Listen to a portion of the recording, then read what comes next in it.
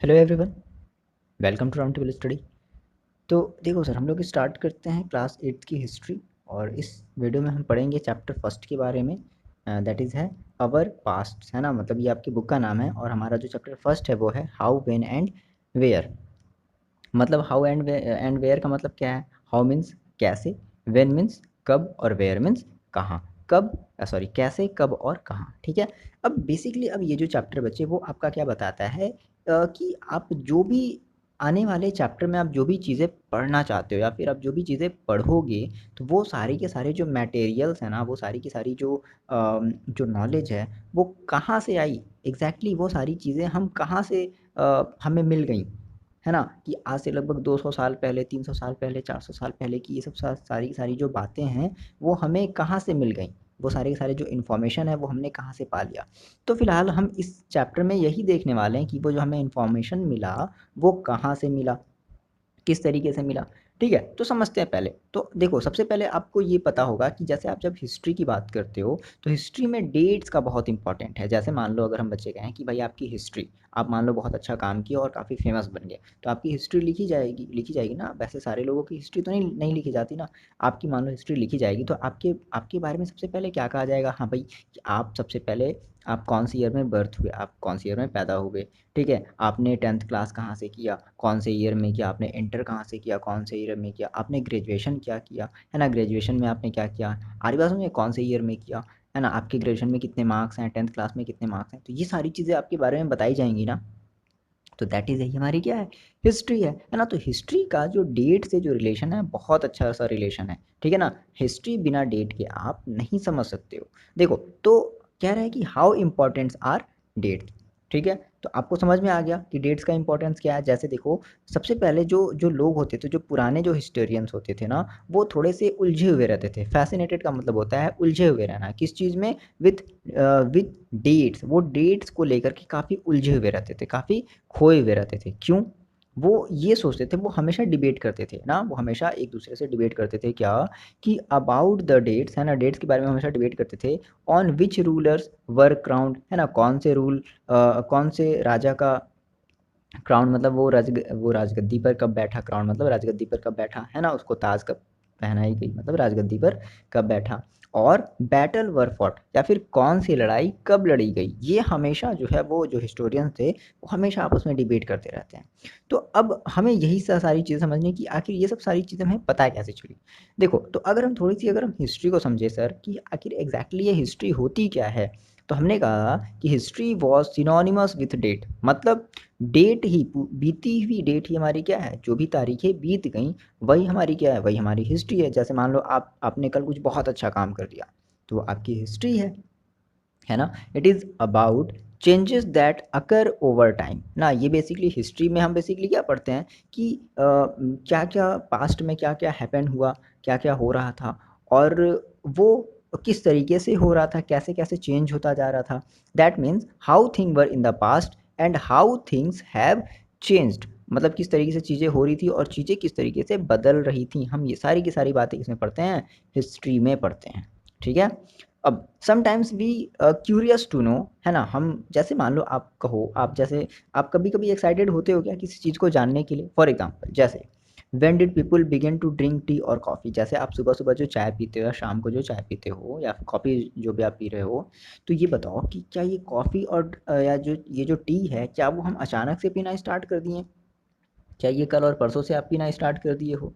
नहीं, ऐसा नहीं है। ये बहुत पहले से हम पीते चले आ रहे हैं। मतलब जब जो ब्रिटिशर्स जो लोग थे, जो अंग्रेज़ जब भारत आए थे, ये शायद, या फिर शायद उस समय से भी पहले ये लोग पीते चले आ रहे हो, है ना? या फिर जैसे आप मान लो, जब किसी रेलवे से आप जब ट्रैवलिंग करते हो, जब सफ़र करते हो, तो आप देखते हो रेल को चलते हुए देखते हो, काफ़ी बड़े-बड़े ब्रिज देखते हो, है ना? तो ये सारे के सारे जो रेलवेज़ हैं या फिर ये जो ब्रिज जो बनाए गए हैं, तो क्या वो जस्ट एक ही दिन में बना दिए गए?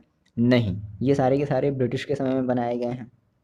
मोस्टली जो चीज़ें हैं वो ब्रिटिश के समय में बनाई गई हैं। या फिर आप जैसे देखते हो कि how people here things before newspaper. जैसे आप अभी न्यूज़पेपर पढ़ते हो, तो जब ये न्यूज़पेपर नहीं था, तो क्या लोगों को इन्फॉर्मेशन नहीं मिलता था, लोगों को जानकारी नहीं मिलती थी। तो यही सारी चीज़ें हम समझने वाले हैं, ठीक है ना। अब हमने कहा कि why we associate history with starting of date. हम ऐसा क्यों करें, हम किसी भी हिस्ट्री को हम डेट से एसोसिएट क्यों करें, हम डेट से ऐड क्यों करें। देखो सिंपल सी बात मैंने आपको बताई, जैसे आप अपना एग्जांपल ले लो कि अगर हम आपकी डेट ऑफ बर्थ जब तक नहीं जानेंगे, है ना, हम आपका जब तक ये नहीं जानेंगे कि आपने ग्रेजुएशन कब किया, आपने क्लास 10th कब किया, आपने इंटर की जो पढ़ाई है वो कब करी, कौन से ईयर में करी, आपने कौन से ईयर में आपने क्या इन्वेंशन किया, तो मज़ा आएगा क्या, नहीं मज़ा आएगा ना। ठीक है ना। तो अब ये जो डेट जो बेसिकली बताता है वो आपका एक कंजिक्यूटिव वे में, जैसे कि फॉर एग्जांपल मैंने मान लो आपसे कहा कि history was an account of battle and big event. देखो ये कुछ हिस्टोरियन का सोचना था कि जो हिस्ट्री है वो बेसिकली केवल और बैटल और एक बिग इवेंट्स के ही बारे में है, लेकिन ऐसा नहीं है। हम आने वाले चैप्टर में फर्दर पढ़ेंगे कि ऐसा नहीं है।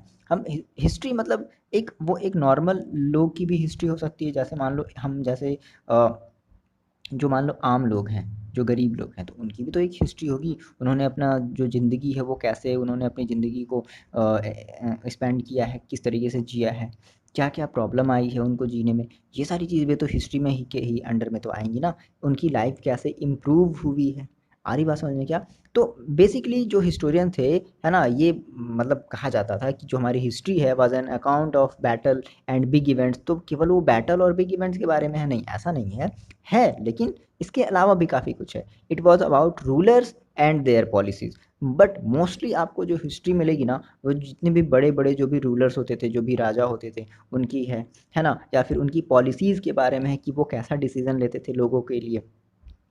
Historians wrote about the year. Historians basically क्या लिखते थे कि कोई राजा है, कब राजगद्दी पर बैठा है ना, उसने कब शादी करी है ना, उसके जो बच्चे हैं वो कौन से ईयर में पैदा हुए, उसने कब लड़ाई लड़ी, वो कब मर गया, और कब दूसरा राजा जो है वो गद्दी पर बैठा। इतनी बात आ रही समझ में। ठीक है। तो इसी इसी चीज़ को हम क्या कहते हैं, इसी चीज़ को हम हिस्ट्री कहते हैं। अब बताओ, अब इन सभी चीज़ों के लिए क्या इंपॉर्टेंट है, डेट, है ना। भाई ये सब सारे के सारी चीज़ें क्या हुई होंगी, एक डेट के अकॉर्डिंग होगी। सबसे पहले उसका बर्थ हुआ होगा, फिर वो बेसिकली वो क्राउन उसका वो मतलब राजगद्दी पर बैठा होगा, फिर उसने शादी करी होगी। तो ये सारी की सारी क्या एक मतलब ऐसे कह लो आप कि एक कंजिक्यूटिव डेट के अकॉर्डिंग चल रही है ना। अच्छा, यहाँ पे देखो थोड़ी सी और बात हम समझते हैं क्या।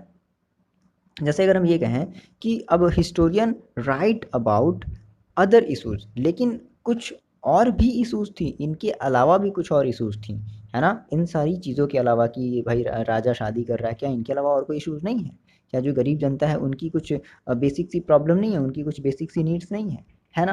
तो इनके अलावा भी कई सारी इश्यूज थी, तो हिस्टोरियन जो है वो उन पर भी चीज़ों को लिखते थे। ठीक है ना। जैसे कि such as how people earn their livelihood, वो किस तरीके से अपनी ज़िंदगी को जी रहे हैं, या फिर किस तरीके से वो काम कर रहे हैं, कमा रहे हैं, खा रहे हैं, है ना। What they produce and ate, क्या वो पैदा कर रहे हैं, क्या वो खा रहे हैं। हाउ सिटीज़ डेवलप्ड, सिटी किस तरीके से डेवलप्ड हुआ, ये भी तो सारी हिस्ट्री है।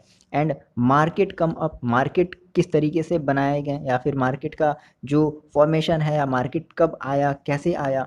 ठीक है। How kingdom were found, kingdom कैसे बने, जो राज्य हैं, है ना, वो कैसे बने। New idea spread, and new idea का स्प्रेड जो है वो कैसे हुआ। And how culture and society change, किस तरीके से हमारी कल्चर और हमारी जो सोसाइटी है वो चेंज हुई। आप बताओ, क्या हमारी कल्चर और सोसाइटी क्या पहले की जैसी है, कुछ हमारी सोसाइटी भी तो चेंज हुई है, या फिर कुछ हमारे कल्चर भी तो चेंज हुए हैं। कल्चर बहुत सारे चेंज हुए हैं, ऐसा नहीं है कि कोई हमारा कल्चर चेंज नहीं हुआ। अभी हम आगे पढ़ेंगे, फर्दर चैप्टर में हम इसको बहुत डिटेल में पढ़ेंगे। तो इतनी बात समझ में आ रही, हिस्ट्री का मतलब आपको समझ में आ रहा है कि बेसिकली हिस्ट्री एग्जैक्टली क्या चीज़ है। ठीक है। तो हिस्ट्री में हम इन सभी सारी चीज़ों के बारे में पढ़ाई करने वाले हैं। अब देखो, अब ये कहता है कि विच डेट्स। ठीक है। विच डेट्स का मतलब है कि अब भाई हम कौन सी डेट जो है वो सेलेक्ट करें, है ना। हम कौन सी डेट को हम क्या कह ऐसे कह सकते हैं कि कौन सी तारीखों को हमें जाननी चाहिए। देखो, तो the selection of dates depend upon story of past. अब ये जो डेट का जो हम सिलेक्शन करेंगे वो हमारे पास्ट की क्या स्टोरी है, हम उस पर ये हमारा डिपेंड करेगा। जैसे कि क्या सारे के सारे डेट इंपॉर्टेंट्स हैं, नहीं। All dates are not important, सारे के सारे डेट्स इंपॉर्टेंट नहीं है। It became important when we focus on a particular set of events. देखो ये इंपॉर्टेंट कब बना, जब हम किसी मैटर को क्या करें, बहुत ज़्यादा उस पर फोकस करना चाहें, है ना, या फिर हम उसको बहुत ज़्यादा प्रायोरिटी दे दें कि अच्छा अच्छा ये तो काफ़ी बड़ी चीज़ रही होगी हिस्ट्री में, तब वो जा कर के हमारी जो डेट है वो क्या बन जाती है, वो एक इम्पॉर्टेंट डेट बन जाती है। ठीक है, हम उस पर जब बहुत ज़्यादा फोकस करने लगते हैं पर्टिकुलर किसी इवेंट पर। फॉर एग्जांपल जैसे मान लो मैंने आपसे कहा कि the history of rule of first governor general to last viceroy. ठीक है, अब ये वायसराय क्या होते हैं, तो जैसे जो हमारे जो ब्रिटिशर्स जो होते थे वो हमारी कंट्री में, है ना, कुछ एक एक मतलब ऐसे कह लो कि जैसे आज के समय में हमारी कंट्री में जो बहुत बड़े बड़े बड़े जो अधिकारी होते हैं, ठीक है ना, जैसे जो गवर्नर होते हैं, जिस तरीके से गवर्नर जैसे मान लो हमारे होते थे अभी अभी जो कि हैं, तो उसी समय जो ब्रिटिश लोग होते थे वो भी अपने गवर्नर इस्टेब्लिश करते थे हमारी इंडिया में, हम लोगों के ऊपर क्या करने के लिए, राज करने के लिए, हम लोगों को कंट्रोल करने के लिए। ठीक है, तो जैसे देखो the history of rulers of first governor general to last viceroy. अब जैसे ये इम्पॉर्टेंट है, ये क्या है, इम्पॉर्टेंट है ना। जैसे कि मान लो हमने कहा कि हमारा जो फर्स्ट गवर्नर जनरल, जो इंडिया का जो फर्स्ट गवर्नर जनरल था ब्रिटिश की तरफ से, वो कौन थे, वो कौन थे, वो तुम्हारे वॉरेन हेस्टिंग्स थे। ये नाम है वॉरेन हेस्टिंग, नाम याद रखना है। कब बने ये, 1773 के आसपास बने। और जो लास्ट वायसराय ऑफ इंडिया जो थे वो कौन थे, वो लॉर्ड लॉर्ड माउंटबेटन थे। ठीक है, ये भी नाम आपको याद रखना है। तो ये बेसिकली, अब तो ये इंपॉर्टेंट है, क्यों इंपॉर्टेंट है, देखो जैसे यहाँ पर ये एक फिगर दिया गया है आपकी एनसीईआरटी में, है ना, और ये जो फिगर है ये वॉरेन हेस्टिंग्स का ये फिगर है। ये क्या बताया गया कि जो वॉरेन हेस्टिंग्स हैं वो first governor general of India बने 1773 में। ठीक है, अब जो अब इस फिगर को जो बनाया है ना, बात ध्यान समझना, बात जो है वो ध्यान समझना, इस फिगर को जिन्होंने बनाया है, तो while history book narrated the deeds of governor general, यानी कि जो हिस्ट्री की जो बुक है वो गवर्नर जनरल्स के बारे में काफ़ी ज़्यादा बढ़ा चढ़ा करके जो है वो बातें बताती हैं, उनकी जो बायोग्राफी है उनकी मतलब बहुत सारी चीज़ें बढ़ा करके बताती हैं, है ना, ग्लोरीफाइड देम, है ना, glorified them as persons and paintings projected them as powerful figures. और ऐसी पेंटिंग बनाई गई है कि ऐसा लगे कि जैसे ये बहुत ही ज़्यादा पावरफुल पर्सन है।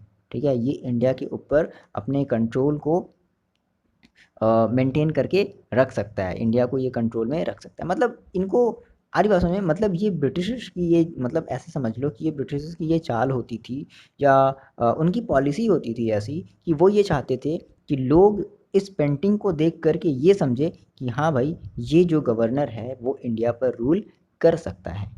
क्यों, देखो बेसिकली उनको इस बात पर फोकस कराना था। मैंने आपसे कहा कि सारे के सारे डेट्स इंपॉर्टेंट नहीं हैं, लेकिन जो ब्रिटिश होते थे वो ये चाहते थे कि आप इस बात पर फोकस करो, है ना, जिससे कि आप इसको क्या करो, इम्पोर्टेंस दो, और आप इसके बारे में जानो कि ये ऐसा है ये वैसा है, सारी चीज़ें क्लियर है इतनी बात, ठीक है ना।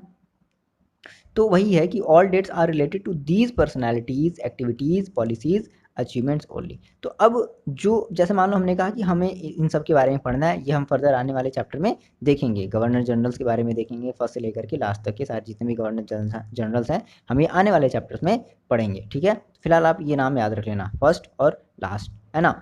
तो अब हम इसमें भी जैसे हमने कहा कि फर्स्ट गवर्नर जनरल, तो फर्स्ट गवर्नर जनरल के हम क्या देखेंगे कि इनकी इनकी पर्सनैलिटीज़ क्या थी, ये कौन कौन सी ये एक्टिविटीज़ करते थे, ठीक है, या फिर इनकी पॉलिसीज़ क्या थी, इंडिया को ये किस तरीके से कंट्रोल करना चाहते थे, इनके अचीवमेंट्स क्या क्या रहे, हम यही सारी चीज़ें पढ़ने वाले हैं, है ना। अभी बेसिक सा डिफरेंस समझो कि एग्जैक्टली तब आपको जा करके फर्दर जो भी आपके चैप्टर्स होंगे ना उस चैप्टर को फिर पढ़ने में आपको बहुत ज़्यादा फिर मज़ा आने वाला है ना। चलो, तो इतनी बात समझ में आ रही है कि किसी भी चीज़ को अगर अगर हमें हिस्ट्री अगर उसे बनानी है ना, अगर हमें उस पर्टिकुलर डेट को अगर हमें हिस्ट्री में अगर इंक्लूड करना है, तो हमें उस डेट का इम्पोर्टेंट, या फिर हमें उस डेट को काफ़ी ज़्यादा फोकस कराना पड़ेगा, तब जा कर के वो डेट क्या हो जाएगा।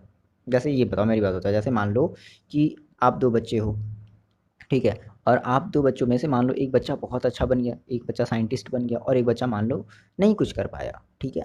तो ये बताओ कि अब हिस्ट्री किसकी लिखी जाएगी, जो साइंटिस्ट बच्चा बना है उसकी हिस्ट्री लिखी जाएगी ना। तो क्यों, उस दूसरे वाले बच्चे की तो हिस्ट्री नहीं लिखी जाएगी, आ रही बात समझना।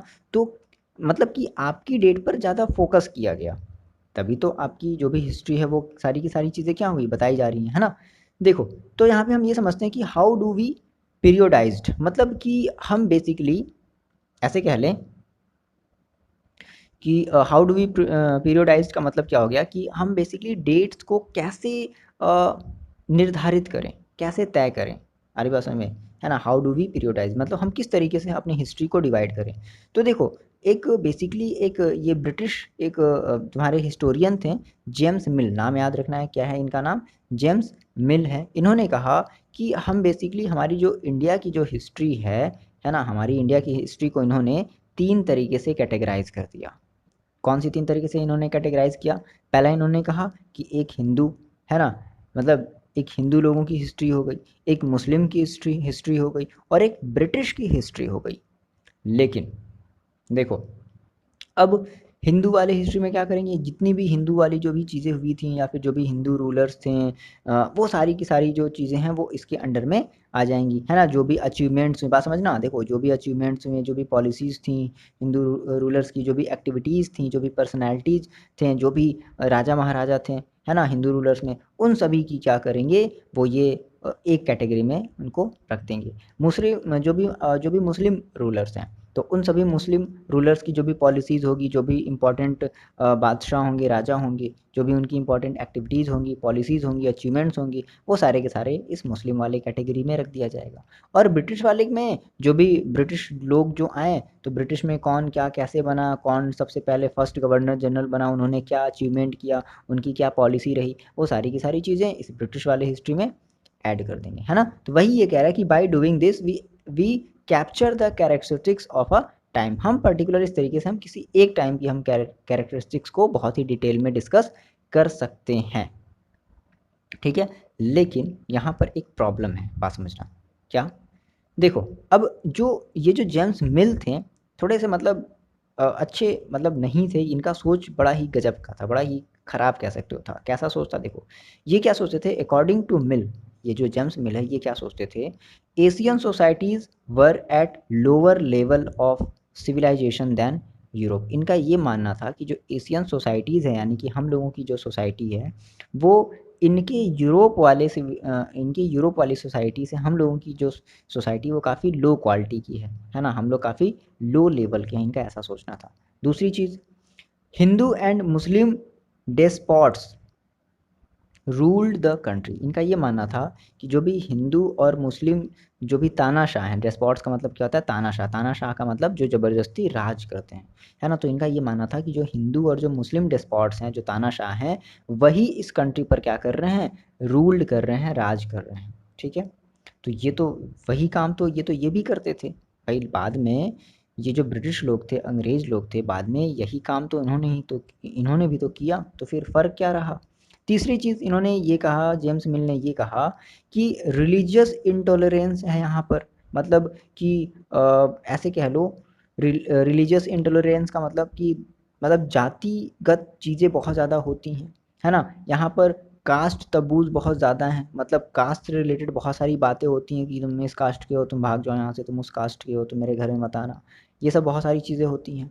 And superstitious practices, superstitious practices का मतलब कि बहुत सारी ऐसी चीज़ें जो एक्सेप्टेबल नहीं हैं, वैसी सारी चीज़ें होती हैं, है ना। डोमिनेटेड सोशल लाइफ, और यहाँ का जो सोशल लाइफ है वो काफ़ी ज़्यादा डोमिनेटेड है, मतलब काफ़ी ज़्यादा दबा हुआ है, ठीक है। जो रूलर्स हैं वो इन सारे इनके सोशल लाइफ को क्या कर चुके हैं, वो दबा चुके हैं, ठीक है। तो ये सारी चीज़ें, ये बात वो सोचते थे। और दूसरा क्या था, और देखो, और ये क्या सोचते थे, only British rule could civilize India. तो ये सोचते थे कि केवल और केवल जो ब्रिटिश रूल है वही इंडिया को सिविलाइज बना सकता है, वही इंडिया को अच्छा बना सकता है, ठीक है। ये उनकी गलतफहमी थी, ऐसा कुछ नहीं था, ठीक है ना। British should conquer all territories in India, और जो ब्रिटिश थे, है ना, ये मतलब ये सोचते थे कि जो ब्रिटिश को क्या करना चाहिए, इंडिया की जितनी भी टेरिटरीज हैं उन सभी को अपने कब्जे में ले लेना चाहिए, है ना। To ensure the enlightenment and happiness of India, ताकि इंडिया की इनलाइटमेंट, ताकि इंडिया के लोगों की ज्ञान बढ़े, उनकी हैप्पीनेस बढ़े, उनकी जो खुशी है वो बढ़े, हैप्पीनेस बढ़े, है ना, happiness of India people, because not capable of progress without British help. और इनका ये मानना था कि जो इंडिया के लोग हैं वो बिना ब्रिटिश हेल्प के आगे नहीं बढ़ सकते हैं। देख लो कितनी घटिया इनकी सोच है। एक तो खुद ही आए और हम लोगों को सरप्रेस कर दिए, दबा दिए, है ना, लोग भूखे मरने लगे और ऊपर से ऐसी ऐसी बातें भी कर रहे हो। मतलब ऐसा इनका सोच है। हाँ, वो अलग बात है, एजुकेशन के फील्ड में इन्होंने थोड़ा सा अच्छा काम किया, और भी काफ़ी सारे ऐसे इन्होंने अच्छे काम किए, बट ओवरऑल इनका जो ये कह सकते हो कि इनका जो ओवरऑल जो वर्क था टुवर्ड्स इंडिया, इंडिया के लिए, वो काफ़ी ज़्यादा भयानक था। ठीक है, इम्प्रूवमेंट में भी जैसे इन्होंने ये इम्प्रूवमेंट भी बहुत ज़्यादा किया है इंडिया के लिए, लेकिन सारी चीज़ें देखनी चाहिए ना। तो देखो कंक्लूज़न हम क्या निकाल सकते हैं, कंक्लूज़न हम ये निकाल सकते हैं क्या कि मिल के थॉट का जो कंक्लूजन था, इन्होंने ये कहा, इनका जो कंक्लूजन था क्या, the period before British rule was one of darkness. देखो फिर वही गंदी सोच, क्या कह रहे हैं कि ये जो ब्रिटिश रूल के आने से पहले इंडिया का जो पीरियड था वो काफ़ी ज़्यादा अंधकारमय था, है ना। लोग यहाँ पर खुश नहीं रहते थे, मतलब बहुत ज़्यादा अंधकार में यहाँ पे लोग रहते थे। अंधकार में रहने का मतलब ये नहीं कि बिजली में नहीं रहते थे, कहने का मतलब कि उनके पास नॉलेज नहीं था, उनके पास खाने को रोटी, मतलब ये सारी चीज़ें, ये सारी चीज़ें, है ना। British rule represented all the forces of progress and civilization. ठीक है, इन्हें इन्हें ये लगता था कि ये जो भी इनके अंदर जो भी सिविलाइजेशन आएगा या फिर जो भी इनके अंदर जो प्रोग्रेस आएगा, ये किसकी वजह से आएगा, ब्रिटिश की वजह से आएगा, है ना। ब्रिटिश को इनको फोर्स करके इनके प्रोग्रेस को और इनके सिविलाइजेशन को क्या करना पड़ेगा, बढ़ाना पड़ेगा, इनका ये सोचना था। ठीक है, अच्छा, अब लेकिन देखो अब यहाँ पे एक प्रॉब्लम है कि ये जो इनकी जो हिस्ट्री है, इन्होंने कहा था ना, इन्होंने क्या कहा था, देखो इन्होंने कहा था कि हम इंडिया की हिस्ट्री को हम बेसिकली ऐसे 3 तरीके से बाँट सकते हैं, क्या, Hindu, Muslim and British. But ये एक्सेप्टेबल नहीं है। क्या ये बताओ कि जब जब हिंदू जब मान लो जब पीरियड रहा होगा तो क्या उसमें कुछ मुस्लिम लोग नहीं रहे होंगे, या फिर जब कुछ जब जब मुस्लिम जब पीरियड रहा होगा तो क्या उसमें हिंदू राजा नहीं रहे होंगे, है ना। या फिर जब ये दोनों रहे होंगे तो क्या ये ब्रिटिश लोग नहीं रहे होंगे। ये गलत था इनका, है ना। तो ये मोस्टली ये एक्सेप्ट किया जाता है, लेकिन ये एक्सेप्टेबल नहीं है। इस बेसिस पर आप कैसे हिस्ट्री को डिवाइड कर सकते हो। तो अब जो कुछ लोग हैं, कुछ जो हिस्टोरियन हैं, उन्होंने कहा कि नहीं नहीं हम ऐसी हिस्ट्री नहीं मानेंगे। उन्होंने कहा तो फिर हम कैसे हिस्ट्री मानेंगे भाई। तो देखो उन्होंने कहा कि हम जो हिस्ट्री मानेंगे, है ना, apart from these some historian classified Indian history as. अब कुछ हिस्टोरियन जो हैं, कुछ जो हिस्ट्री के जो लोग हैं, उन्होंने कहा कि नहीं नहीं हम क्या करते हैं, हम कुछ ऐसी हिस्ट्री को बनाते हैं, क्या, एंशिएंट हिस्ट्री बना देते हैं, है ना, मेडिवियल हिस्ट्री बना देते हैं और मॉडर्न हिस्ट्री बना देते हैं। एंशिएंट का मतलब क्या है कि इंडिया की जो भी एंशिएंट लोग हैं, जैसे जो भी साधु लोग जो होते थे, है ना, बहुत ही एंशिएंट, बहुत ही प्राचीन काल में चले जाओ, जब साधु लोग जब यज्ञ करते थे, वो सारी चीज़ें जब करते थे, तो हमने उनको कह दिया एंशिएंट, हमने कह दिया। ठीक है, दूसरा हमारा आ गया मेडिवियल पीरियड आ गया, जब कुछ राजा आए, राज करने लगे लोगों के ऊपर, है ना, तो वो हमारा मेडिवियल पीरियड हो गया, जिसमें कि आपका बहुत सारे, जिसमें हिंदू मुस्लिम्स दोनों के दोनों राजा हम क्या करेंगे, मेडिवियल पीरियड में इंक्लूड करेंगे, जिसको हम कहते हैं मध्यकालीन, अ, है ना, मध्यकालीन कहते हैं मेडिवियल, इसके बाद का जस्ट। और नेक्स्ट हमारा हुआ मॉडर्न, है ना, मतलब कि मेडिवल के बाद हमारा फिर क्या आया, मॉडर्न इंडिया आया। आ रही बात समझ में। तो इन्होंने 3 तरीके से, इस तरीके से करके उन्होंने हिस्ट्री को डिवाइड किया। ठीक है, अब यहाँ से हम एक टर्म समझते हैं कि व्हाट इज़ कॉलोनियल। क्या है ये कॉलोनियल भाई। देखो, तो अब कॉलोनियल का मतलब ऐसे समझो, जैसे मान लो आप क्या करो, ऐसे बात मेरी समझो, देखो ध्यान से सुनना।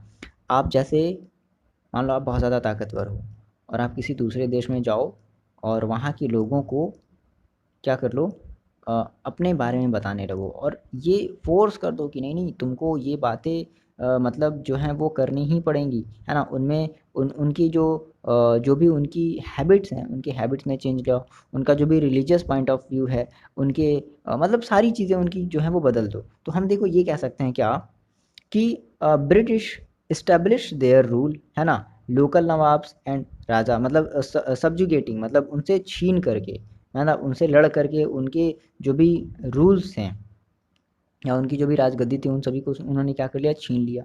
अच्छा, छीनने के बाद फिर क्या किया उन्होंने, पूरे इकोनॉमी और सोसाइटी पर उन्होंने अपना कंट्रोल कर लिया। ब्रिटिश लोग ने क्या किया, कंट्रोल कर लिया। ठीक है, अब कंट्रोल करने के बाद फिर क्या किया उन्होंने, उन्होंने रेवेन्यू कलेक्ट करने स्टार्ट कर दिए। ठीक है, अपने एक्सपेंसेस के लिए। देखो पहले तो उन्होंने उन सभी लोगों से राजगद्दी छीनी, है ना, उनके थ्रोन्स को छीन लिया। उसके बाद उनसे वो फिर रेवेन्यू भी कलेक्ट करने लगे, जो भी उनके खर्चे होते थे उन खर्चों को मतलब उन खर्चों से निपटने के लिए उन्होंने रेवेन्यू कलेक्ट करना स्टार्ट कर दिया। हम ही लोगों से रेवेन्यू करना जो है वो कलेक्ट करना स्टार्ट कर दिया, है ना। उन्होंने जो गुड्स हैं वो काफ़ी लो प्राइस पर ख़रीदने स्टार्ट कर दिए ज़बरदस्ती, कि नहीं मेरे को ये जो गुड्स है वो लो प्राइस पर ही तुम दो। They produce crop from export, वो हमारे इंडिया में ही, है ना, हमारे इंडिया का जो क्रॉप है वो अपने देश में क्या करने लगे, एक्सपोर्ट करने लगे, ठीक है।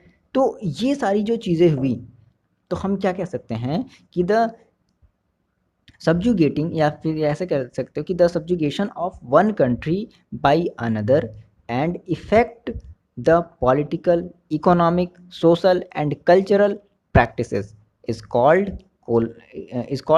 कॉलोनियल। मतलब कि आप उस पर कब्जा कर लो और उसकी इकोनॉमी, उसकी पॉलिटिकल, उसकी सोशल लाइफ को क्या करो, इन्फ्लुएंस करो, तो वो जो आपका कंट्री है वो क्या कहलाएगा, वो आपका एक, आपकी कंट्री का एक कॉलोनियल कहलाएगा, है ना। जैसे कि मान लो जो ब्रिटिश लोग थे वो हमारे इंडिया में आए, है ना, तो हमारी जो इंडिया है वो उन ब्रिटिश के लिए क्या है, एज अ एक कॉलोनी है, एज अ एक कॉलोनियल है, ठीक है। हमारी जो India, our India was colonial of British country, ठीक है, ये थी इस तरीके से, क्योंकि उनका जो है हमारी कंट्री के ऊपर अधिकार था, तो हमारी जो इंडिया है उनके लिए एज अ एक कॉलोनी की तरह, एज अ वो हम ऐसा कह सकते हैं, ठीक है।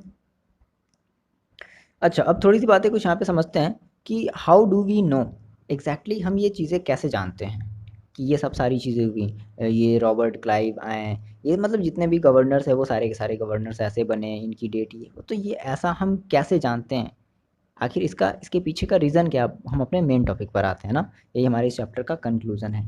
तो देखो, सबसे पहली जो बात है हम ये कैसे जानते हैं, तो पहली बात जो बोली गई कि एडमिनिस्ट्रेशन प्रोड्यूस रिकॉर्ड्स, मतलब जो सरकार है ना, जो जो इस पूरे रूल को चला रहा था, तो वो क्या करते हैं, वो रिकॉर्ड्स प्रोड्यूस करते हैं, मतलब वो रिकॉर्ड्स बना करके रखते हैं। जैसे मान लो कोई गवर्नर बना, तो उनका एक रिकॉर्ड्स बना करके रख दिया गया कि अच्छा ये जो गवर्नर है वो इतने तारीख को गवर्नर बने हैं, ठीक है ना।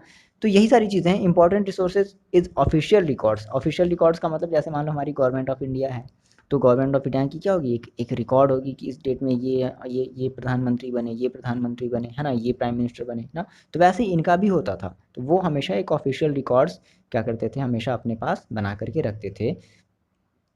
देखो, अपने एडमिनिस्ट्रेशन का, है ना, they store their information in written form, वो अपने इंफॉर्मेशन को रिटन फॉर्म में स्टोर करते थे।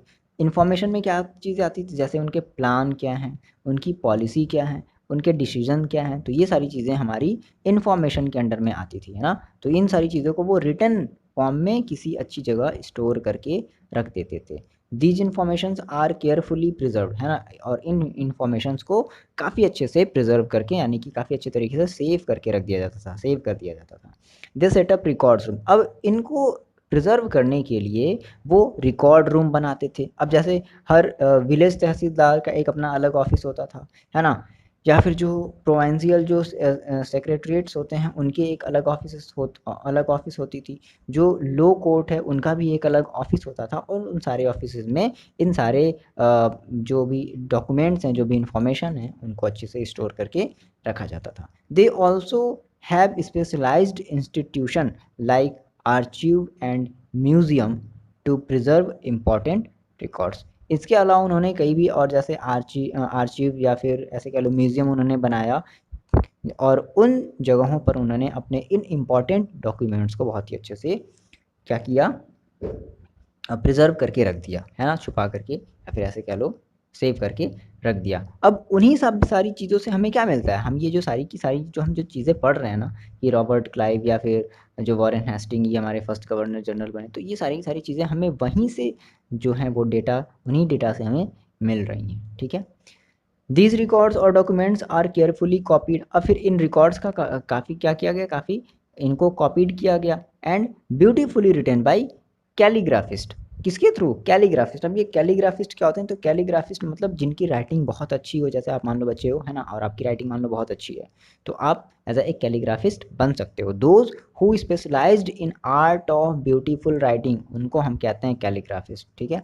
After the spread of printing machine, और बाद में जब प्रिंटिंग मशीन आ गया तो फिर तो और ज़्यादा तेज़ी से क्या किया गया, मल्टीपल कॉपीज़ प्रिंट किया गया, है ना, और इन रिकॉर्ड्स को क्या कर दिया गया, प्रिंटेड करके किसी अच्छी जगह स्टोर कर दिया गया। क्लियर है इतनी बात? अब देखो जैसे यहाँ पे एक इन्फॉर्मेशन दिया गया है कि रिपोर्ट्स टू होम डिपार्टमेंट, ठीक है। तो ये एक रिपोर्ट्स है ना, और इस रिपोर्ट्स को उन्होंने काफ़ी अच्छे से, देखो जैसे क्या है कि reports to the home department, मतलब कि ऐसे समझ लें हम कि जैसे होम डिपार्टमेंट, जैसे हमारा, जैसे हम कहते हैं ना, हमारे हमारे अभी भी कंट्री में क्या है, होम डिपार्टमेंट्स हैं। तो एक एक रिपोर्ट्स भेजा गया, है ना, कहाँ? होम डिपार्टमेंट में, यानी इसको हम कहते हैं गृह विभाग, है ना। होम डिपार्टमेंट को एक रिपोर्ट भेजा गया, क्या था ये रिपोर्ट? तो ये कहता है कि in 1946 the colonial government in India was trying to put down a mutiny, है ना। म्यूटिनी मतलब कि एक ऐसे कह लो कि एक बगावत है ना, that broke out on the ship of the royal Indian navy. Here is a simple of the kind of reports the home department got from the different dockyards. तो मतलब बेसिकली ऐसा हुआ कि जो हमारी जो इंडियन जो हमारी जो नेवी थी, है ना, तो उसमें कुछ लोगों ने विद्रोह कर दिया, ठीक है ना। तो अब उस विद्रोह को किस तरीके से सरप्रेस किया गया, किस तरीके से दबाया गया, तो ये एक रिकॉर्ड्स बना करके जो भी ऑफिशियल्स, जो भी बहुत बड़े जो अधिकारी होते थे, उनको भेजा गया है। तो देखो जैसे ये बॉम्बे की बात है, तो बॉम्बे में क्या कहा गया कि arrangements have been made for the army to take over ships and establishment, royal navy ships are remaining outside the harbour. मतलब ये कह रहे हैं कि इस बात का जो है वो इंतज़ाम कर लिया गया है कि सेना जो है, मतलब जो भी आर्मी है ना, और उनके जो जहाज़ हैं, ठीक है, कि हम उनकी सेना पर और उनके जहाज़ों पर क्या कर लें, कब्जा कर लें। आ रही बात समझ में, है ना। और उनकी जहाज़ ये कह रहा है, मतलब देखो बात समझो कि ये बेसिकली एक रिपोर्ट है। ये बेसिकली क्या बता रहा है कि navy, royal navy ship are remaining outside the harbour. Harbour का मतलब होता है बंदरगाह, मतलब जहाँ पर हमारी जो पानी वाली जो जहाज़ है वो जहाँ पर आकर के खड़ी होती है, जिस जगह पर, हम उसे कहते हैं बंदरगाह, ठीक है ना। और ये बताया जा रहा है कि ये जो जो जहाज़ है, जो शिप्स है, वो अभी भी उस हार्बर के आउटसाइड है, दैट इज़ बाहर है, ठीक है। फिर एक दूसरी रिपोर्ट देखो भेजी गई है कराची से। कराची क्या क्या क्या बोला गया कि 301 mutineers are under arrest and a few more strongly suspected. ये कहा गया कि जो 301 जो बागी थे, है ना, जो बगावत कर रहे थे, है ना, हमारे खिलाफ, उनको अंडर अरेस्ट, उनको अरेस्ट कर दिया गया है। एंड कुछ और भी लोगों को देखा जा रहा है, कुछ और भी लोगों को सस्पेक्ट किया जा रहा है, ठीक है, मतलब उन पर अभी भी संदेह है, और जो मतलब ऐसे कह लो कि शक के घेरे में हैं, ठीक है ना। अच्छा, फिर यहाँ पर एक विशाखापट्टनम, यानी कि विशाखापट्टनम, जिसको हम विशाखापट्टनम भी कहते हैं ना, यहाँ यहाँ से एक रिपोर्ट भेजा गया होम डिपार्टमेंट को। क्या भेजा गया? The position is completely under control and no violence has occurred, कि ये जो पोजीशन है, जो स्थिति है, वो पूरी तरीके से हमारी नियंत्रण में आ गई है, और कुछ भी, मतलब यहाँ पर नो वायलेंस हैज़ अकर्ड, और यहाँ पर कोई भी वायलेंस नहीं हुआ है। आ रही बात समझ में, है ना। और और देखो क्या कह रहा है, military guards have been placed on ship and establishment, ठीक है ना, मतलब जो भी हमारे गार्ड्स हैं, वो हम उन जहाज़ों पर हमने उन गार्ड्स को तैनात कर दिए हैं, और किसी भी परेशानी की जो है वो no further trouble is expected, expect that a few men may refuse to work. बस परेशानी ये है, कोई परेशानी की उम्मीद नहीं है, लेकिन बस इतना है कि कुछ जो सिपाही है वो शायद रिफ्यूज़ टू वर्क, मतलब वो काम के लिए मना कर दें, या फिर वो काम पर अपने ना आए। तो देखो बात समझ रहे हो ना, ये एक रिपोर्ट है। तो यही सारे रिपोर्ट्स क्या हुए होंगे, ये सारे रिपोर्ट्स बेसिकली एक जगह जाकर के स्टोर हुआ होगा, और इन्हीं रिपोर्ट से हमें पता चला कि अच्छा ऐसी बात होती थी, है ना, ये सारी चीज़ें हुई थी। सिपाही लोग जो हैं वो प्रोटेस्ट कर रहे थे, अब वो पता नहीं किस बात के लिए प्रोटेस्ट कर रहे होंगे, कि कोई बात तो रही होगी। फिलहाल आगे देखते हैं। इतनी बातें आ रही समझ में ना। तो कुछ ऐसा ही सिस्टम होता था, है ना, कुछ ऐसे ही सिस्टम से हम जितनी भी ये जो इंफॉर्मेशन है, वो ऐसे ही सिस्टम से हम ऑब्टेन कर पाते हैं, ठीक है।